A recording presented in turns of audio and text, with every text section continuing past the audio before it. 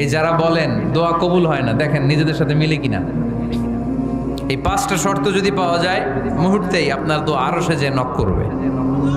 1 number শর্ত আকলুল হালাল, হালাল খাওয়া। 2 নাম্বার শর্ত দোয়াটা করতে হবে একজনের কাছে, তিনি কে? চাইতে হবে একজনের কাছে, তিনি কে? 3 নাম্বার ইয়াকিন থাকতে হবে যে আমার দোয়াটা কবুল হচ্ছে।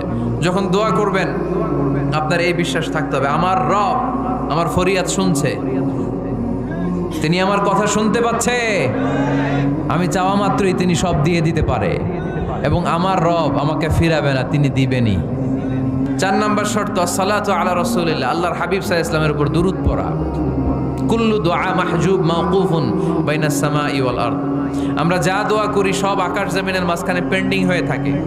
মা লাম ইউসাল্লা আলাইহি, আল্লাহর হাবিব বললেন যতক্ষণ না আমার উপর দুরূদ শরীফ পড়া হয়। 5 নাম্বার সর্বশেষ শর্ত